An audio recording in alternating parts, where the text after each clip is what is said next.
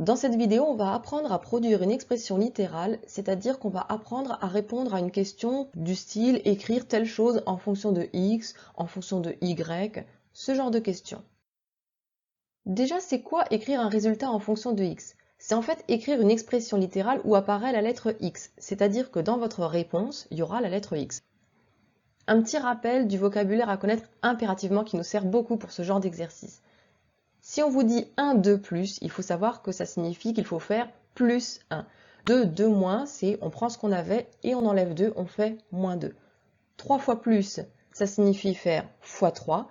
4 fois moins, alors attention, il y a le mot moins, mais ce n'est pas une soustraction, c'est une division. 4 fois moins, ça signifie le contraire d'une multiplication, donc une division par 4. Écrire un résultat en fonction d'une lettre, c'est quelque chose qui n'est pas naturel pour vous, qui vous pose souvent problème au début, mais c'est à force de faire des exercices qu'un déclic va avoir lieu et que ça deviendra beaucoup plus naturel. Moi, dans ma vidéo, je vais me limiter à 2 applications pour ne pas avoir une vidéo trop longue, parce que quand une vidéo est trop longue, en général, on n'a pas envie de la regarder, mais l'idéal serait d'en avoir plus. Si vous le souhaitez, je pourrais faire une deuxième vidéo avec quelques exemples supplémentaires. On va donc faire la première application. Jérémy achète 2 DVD et un livre. Le livre coûte 5 € et on note X le prix d'un DVD. On veut écrire en fonction de X le montant total de ses achats.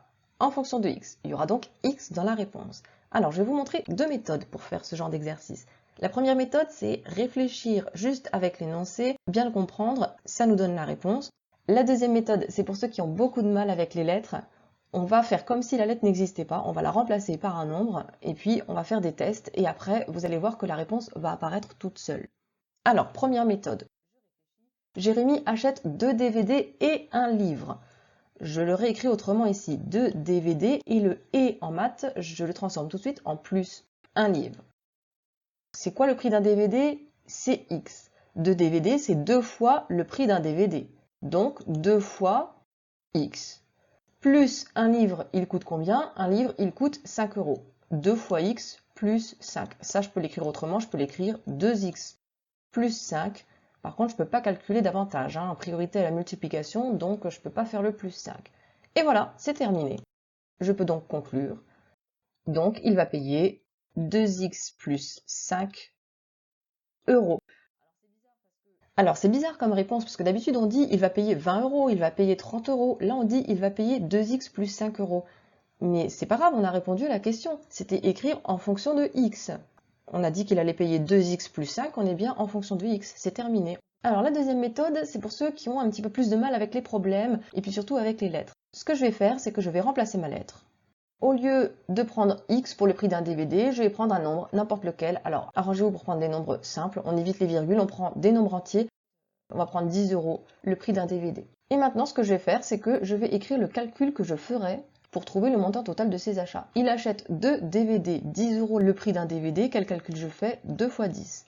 Et un livre c'est 5 €, donc et 5 € plus 5. Voilà mon calcul. Je ne fais pas le calcul, je ne l'effectue pas. Ce que je veux, c'est juste écrire le calcul. Maintenant, je fais un deuxième test. Au lieu de prendre 10 €, je vais prendre 11 €.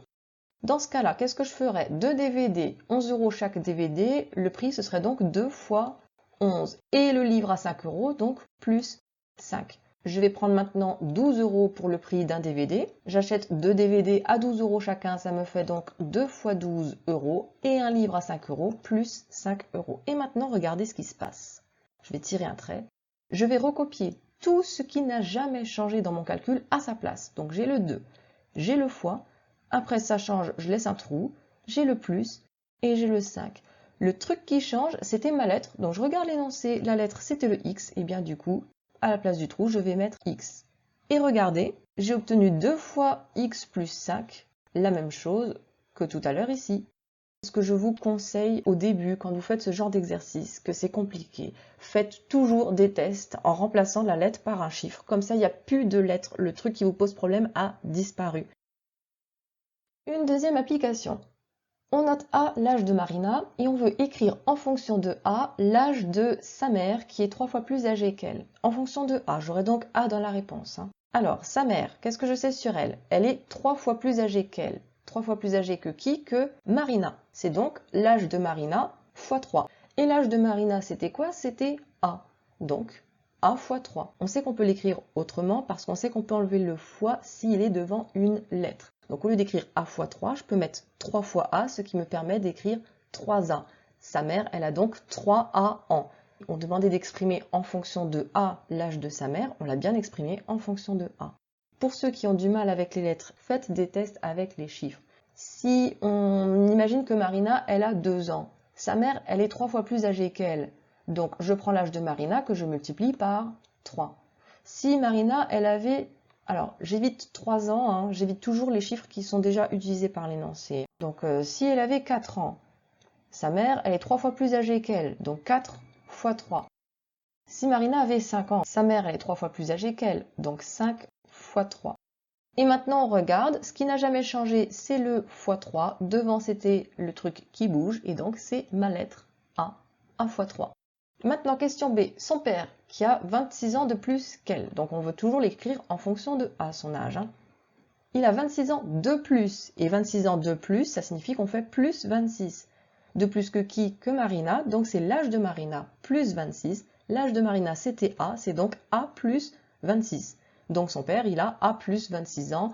26 plus A, si vous voulez. N'écrivez pas 26A, par contre. C'est un plus. Le plus, je ne peux pas l'enlever. C'est le fois que j'ai le droit d'enlever. Si on avait fait des tests, si Marina, elle a 2 ans, son père, il a 26 ans de plus qu'elle, c'est donc 2 plus 26. Si elle a 3 ans, il a 26 ans de plus qu'elle, donc 3 plus 26. Je ne vais pas faire de troisième exemple, je pense que vous avez compris qu'à chaque fois, on aura plus 26, devant c'est le truc qui bouge, c'est ma lettre, c'est A. On va passer à la question C. Sa sœur, qui est 2 fois moins âgée qu'elle, elle est 2 fois moins âgée que qui? Que Marina. Donc c'est l'âge de Marina. 2 fois moins, on se rappelle, ça veut dire une division par 2. C'est donc l'âge de Marina divisé par 2. L'âge de Marina, c'était A, donc A divisé par 2. Sa sœur, elle a donc A divisé par 2 en. Et enfin, la question D, on veut l'âge du frère qui a 4 ans de moins que Marina. 4 ans de moins, on se rappelle, c'est moins 4. C'est donc l'âge de Marina moins 4 et pas l'inverse. Ce qui signifie que c'est A moins 4. Donc son frère a A moins 4 ans. Si on avait fait des tests, alors vu qu'il a 4 ans de moins qu'elle, il faut qu'on démarre à 5 ans les tests. Hein. Si elle avait 5 ans, son frère il a 4 ans de moins, on ferait 5 moins 4. Si elle avait 6 ans, son frère a 4 ans de moins, 6 moins 4. Donc à chaque fois, c'est le truc qui bouge, A moins 4. Voilà, j'espère qu'avec tout ça, les lettres ne vous poseront plus de problèmes quand il faudra écrire un résultat en fonction d'une lettre.